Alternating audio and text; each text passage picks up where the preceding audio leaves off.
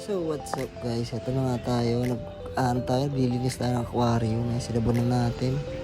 At ayan, dinidrain natin yung tubig para siyempre malinis.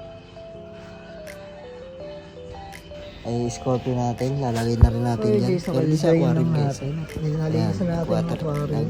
Lagyan na tayo ng tubig na malinis, okay na.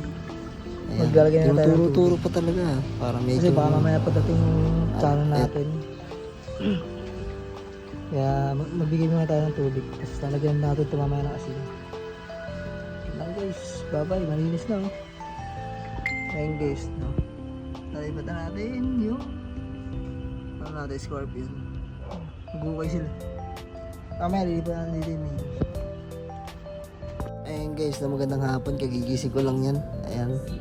At susundo na tayo ng deliver natin na parcel. At ito na nga, nakakuha na natin sa cross na daan, LBC. Ayan, makalagay maningas. Ayan, LBC cross na daan yan guys, na deliver na yung ating tsana na blue pulcra. Ay, hindi pala mali, blue bengal. Sorry. At ayan na, bubusan na natin. Ang hirap mag-video yan guys. One hand pa naman eh. Wala kasi yung cameraman guys. Ayan, ako lang din nagbibideo sa sarili ko. Ayan, binubuksan natin. Dahan-dahan lang, syempre, baka mamaya pabutas yung plastic. Patay tayo dyan. Ayan guys, ang hirap talagang buksan guys. Tingnan mo yung camera natin. Kaya nga, ikat nga muna natin. At ito na guys, buksan na natin ang ating parcel. Ayan, naka-tupperware, may plastic yun sa loob. Ayan. May pre-sticker tayo kay Bossing. And from ano yan, si Bossing from tawag dito, from Cavite. Ayan, ayan yung tsara natin guys, napakaliit pa. Blue ano pala yan, blue bengal.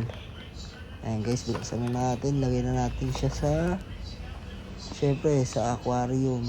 Lalagay na natin.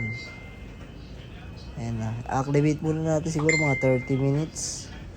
Ayan, ganyan ako mag-acclimate guys. Ganyan na, pinabayaan ko lang. At acclimate ko lang. Ayan guys, oh. Napakaliit pa niyan. Tapos update ko na kayo pagka malaki na siya. Ayan oh. Sana gumanda coloration niya. Ayan guys, may pre-sticker tayo. Ayan. MFL, Goldfish and Chana. Guys, order na kayo sa kanila. Ayan, i-channel natin, napakaula na natin. Nilagyan na din natin ng ilaw, nauutal pa ako guys. Ayan na, nilagyan na natin dyan. Siguro masaya naman na siya dyan. No? Ayan, lumalaway-laway naman na. At syempre, bumili na din tayo ng aerator niya. Yun lang guys, bye bye.